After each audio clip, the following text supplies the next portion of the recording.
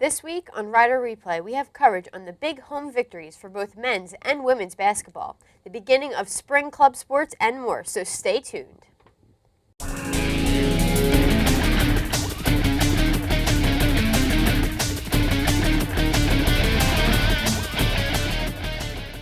Hi, I'm Kevin Whitehead. And I'm Ashley Monahan, and welcome to Rider Replay. So Kevin, how about those Broncs? I mean, both basketball teams had really exciting weekends. They sure did, Ashley. It makes me proud to be a Bronc, especially with our men's team finishing second place in the Metro Atlantic Athletic Conference. Yes, I'm very, very proud as well. They came out victoriously over St. Peter's College in what was surely a nail-biter. Ironically enough, it was senior day, but yet one of our star juniors made it look like junior day, if that's even a real thing, and blew away the crowd. We now go to Andrew Gray with more on the win. The Rider University men's basketball team earned a huge victory this past Saturday as they defeated St. Peter's College by a score of 75-72 on senior day.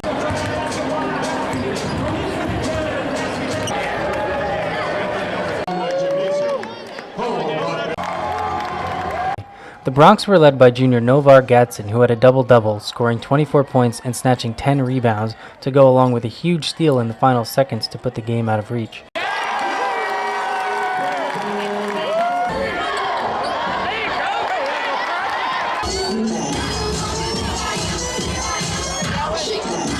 Senior Mike Ringgold had a great day in his final home game as a Bronc, falling just 2 points and 1 assist shy of a triple-double.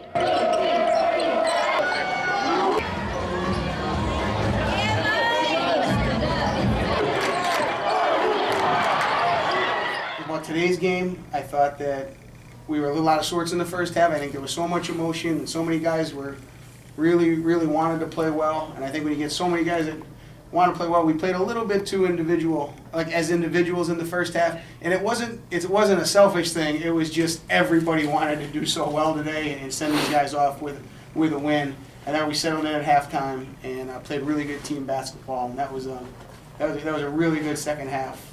Rider trailed by 9 at halftime, but with great shooting and even better defense, the Broncs roared back to take the lead with just over 8 minutes to play.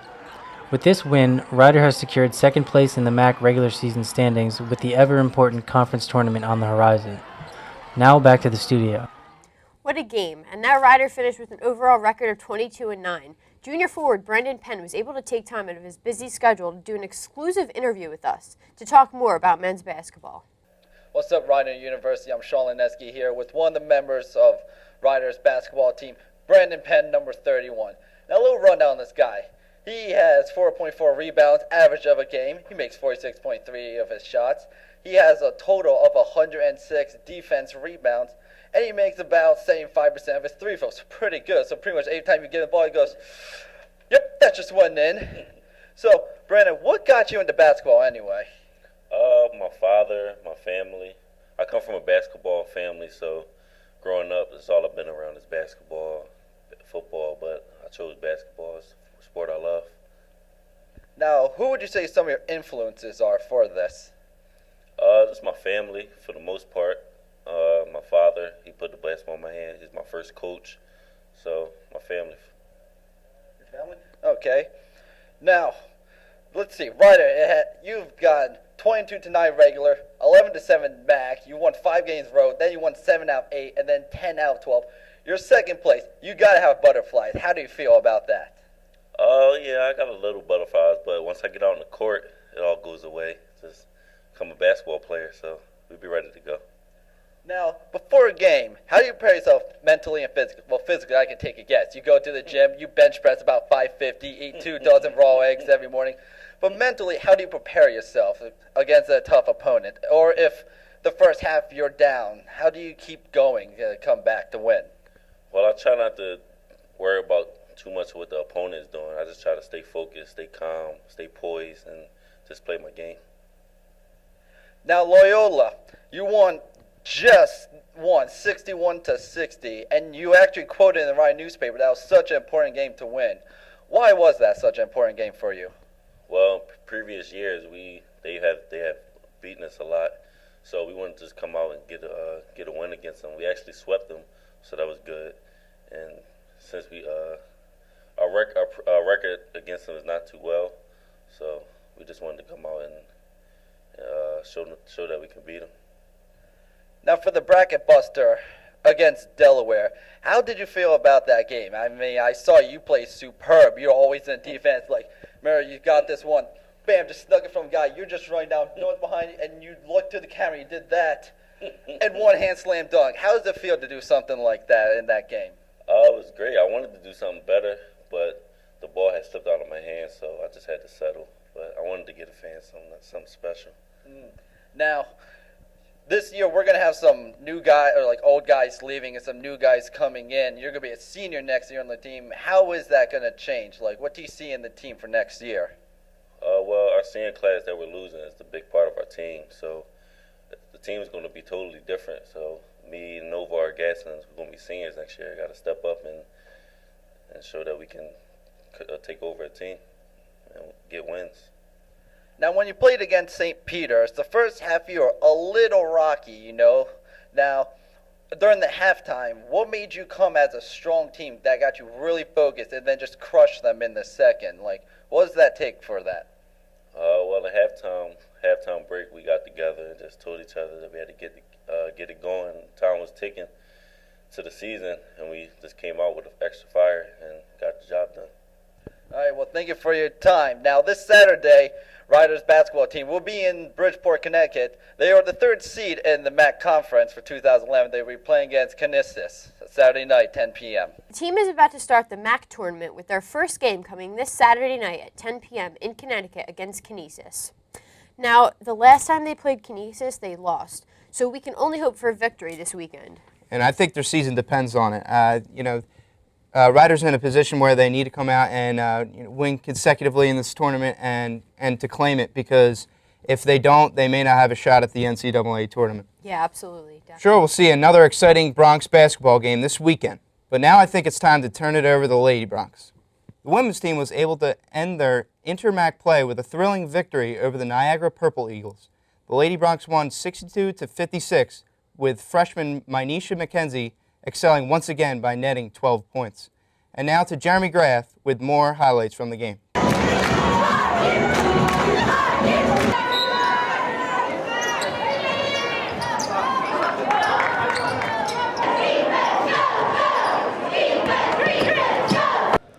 The Rider women's basketball team took on Niagara University this weekend in their last regular season game, and their last home game as well.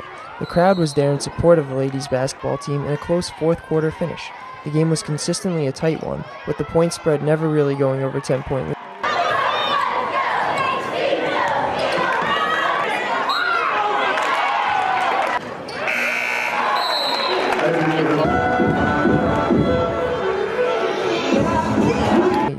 Rider was ahead throughout the game, and Niagara was a tough and good opponent, adding hard play and pressure right until the fourth quarter. The game was very close and entertaining for those watching in the gym or on the televised MSG network.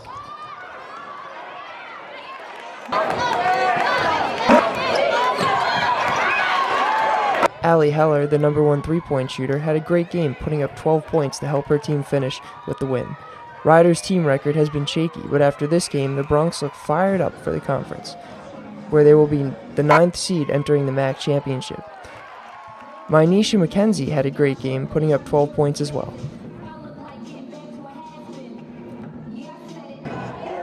Lady Bronx really had a rocky season. I mean, they have another tournament coming up this weekend. How do you think they're going to do? Well, I think the women's team really has to salvage some kind of victories over this tournament, because this whole year has kind of been a struggle for them so far. Well, let's hope they do well. I mean, our own Amanda Landisi was able to see what kind of reactions students feel about the Bronx basketball. What did you think of this Sunday's doubleheader? The doubleheader was so fun. It was really great to see both teams win after, I've been at basically every game dancing for them, for dance team, and it was really great to see the girls pull it out and win. I was really surprised about that. And then the men's team, they're so awesome. The game was really, really exciting. I was a little nervous there at the end, but they pulled it out, and the seniors had the crowd going. Justin Robinson was there. He was awesome. And we're going to miss the seniors. It was really great. What did you think of this Sunday's doubleheader? Both the men and women's basketball team, they both work really hard, and I think they use their key players, and I think they did a great job. It's nice to see the positive things other Rider students have to say about our basketball teams. Well, it sure is. Moving right along, Kevin and I were able to catch some club sports preseason practice. I wish I joined the club soccer team. I really do miss playing. Well, there's always next year. But let's check out what the lacrosse and soccer club teams expect to see from their upcoming seasons. We're here with President Brian Williams. And Brian, you started this team up last semester. Talk us through the process of that. Well, basically we just got a couple guys who basically wanted to, a couple of us decided we wanted to start it up. From there we kind of did a little recruiting on Facebook, had a couple flyers hung out, had a couple meetings, and that's how we were able to get the new guys to come out. We have a lot of freshmen here actually, so it's pretty good to have a young recruiting class come through. Yeah, and talk about the process of recruiting. I mean, how did your numbers grow throughout? I mean, you talk about Facebook and other things, but what are some of the other ways that got you to this number out here? Well, it started off slow. I mean, we had originally about 8-10 guys, and then, like I said, through Facebook, we had more freshmen come through, recruitment through kind of orientation, and then once they kind of came through, we started having practices out here in the beginning of the fall semester, and then from there, more guys just kept coming when they started hearing about it. We had, like I said, a couple meetings. That's kind of how we grew it out there, having different flyers up around, dailies and all that as well, so we kind of got some people who played before, so. Yeah. So, you said a couple guys played before. Now, are some of the guys new out here? Is this all competitive players out here? No, one of the good things about club sports really is the fact that anyone can really play. So, and we have a lot of guys who have played all throughout high school. We also had a lot of guys who are new to playing. So it's good for people who want to learn the sport as well because it's a great sport. So we have a lot of guys who never played before. So. To make up for their inexperience, they brought along California native Julian Teixeira. You've been through some lacrosse in your high school career. What's that like having one up on some of the players out here, but also teaching them as well? It's different. I mean, coming from the other side of the country and coming here playing club, it's fun. There's a lot of guys who are competitive and have played as long as me or longer, and there's guys who are new, and it's just good to have myself and other people who are more experienced too, just teaching, and it's a good environment for them to get better because at a competitive level. So every practice, everyone's improving. So it's good. Yeah, and you have the club sports where it's more of a relaxed environment. There's not that full commitment, but you still come out here and have fun with some of your teammates. Talk about the environment of being in club sports and what's it like playing for a club like this? It's fun. It's good. It's not that much pressure, but everyone takes it really seriously still. I mean, it's still a team, and we have other schools to play, and the aim of the game is to win. So that's what we're out here to do. It was nice for us to go out and actually capture the club sports practice because it shows that they really are an important asset to Rider as well. Yeah, I mean, you don't have the time, dedication. Some players don't have that dedication to a Division I club, but to be able to come out and play with your fellow students and kind of a pickup game style, presents a unique opportunity for the students on campus. Yeah, absolutely. The Bronx swimming and diving team gave it their all during the Eastern College Athletic Conference as the men finished 4th overall while the women finished 5th.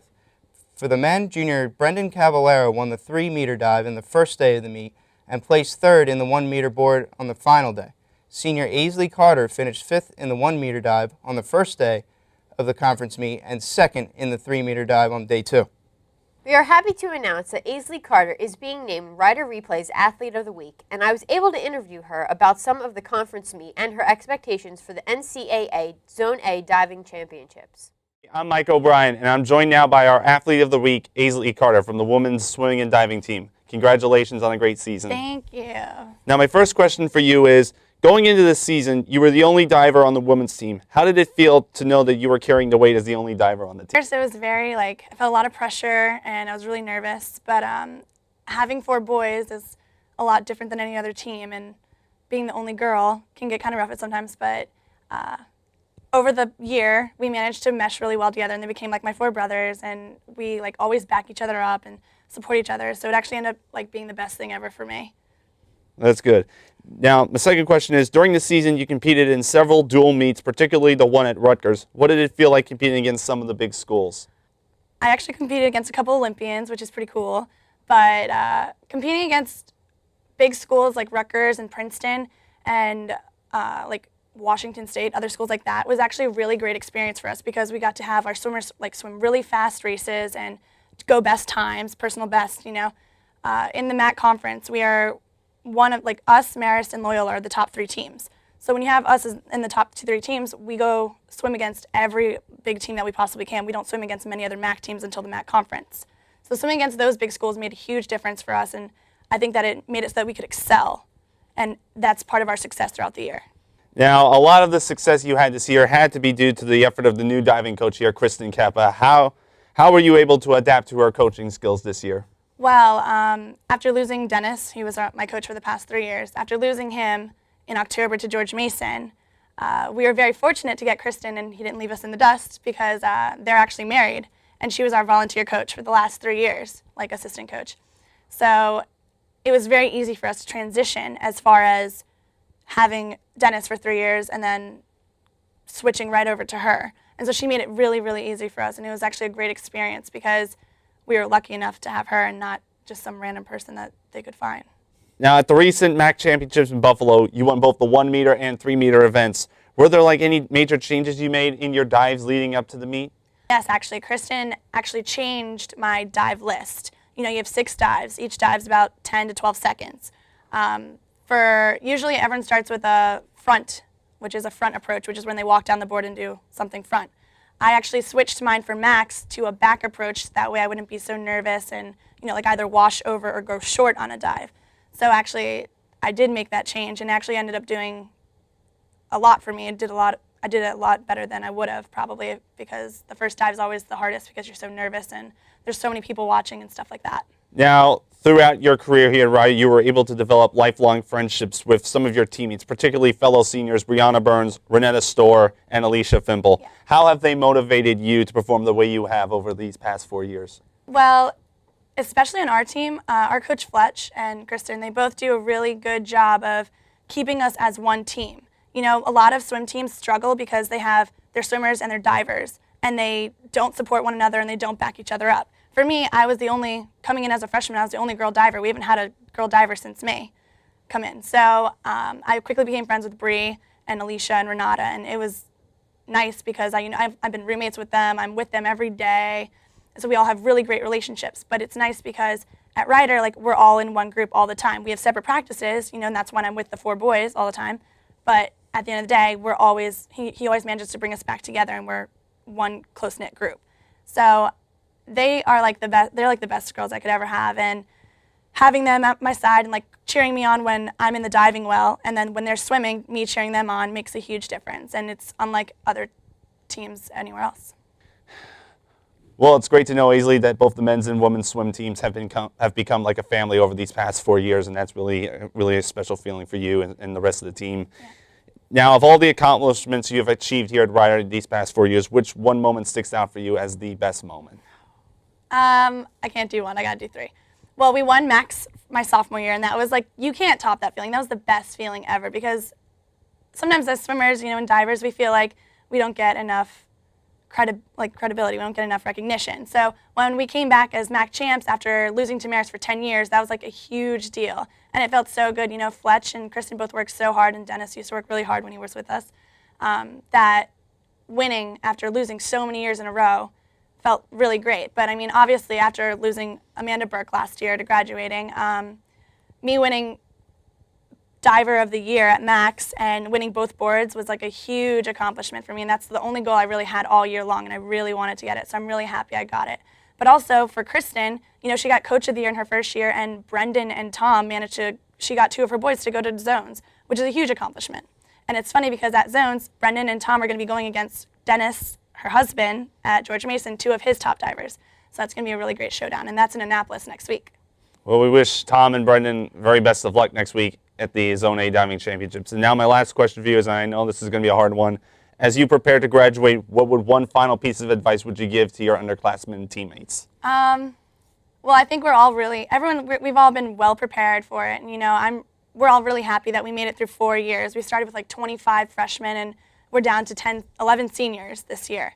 So, the only advice I can really give is keep pushing for it and finish the 4 years. It's the best feeling in the world because at the end of the day, you can say, I was a student athlete, and that's what is a huge deal to me. Well, Aisley, thank you very much for all you've done these past 4 years, and we wish you the best of luck in your future endeavors. We hope that you can come back and cheer on our fellow Bronx. And I will be here to cheer them on. Thank you. No problem.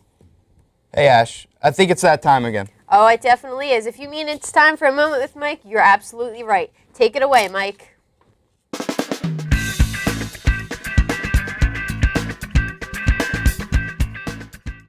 Thanks, Ashley. Hi, everyone. It's Mike again, and it's time to talk about what's happening outside of Lawrenceville.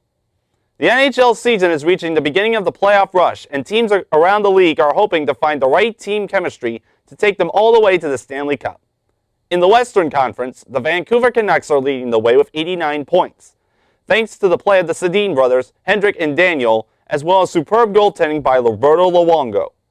The defending champion Chicago Blackhawks have been struggling all year due to injuries and long losing streaks and are barely holding on to a playoff spot right now. Turning to the Eastern Conference, the Philadelphia Flyers are on top with 86 points, thanks to an incredible season by 22-year-old goaltender Sergei Bobrovsky and great scoring from forwards Jeff Carter and Daniel Briere. The Pittsburgh Penguins, who were predicted to win the Stanley Cup this year, have been adjusting to performing without Sidney Crosby, who has been out with a concussion since the Winter Classic. Overall, the season has been a thrill ride for hockey fans. And now back to Ashley and Kevin. Thanks, Mike. And, I'm a Flyers fan, and I really do love the forward, James Van Riemsdyk. What do you think about him?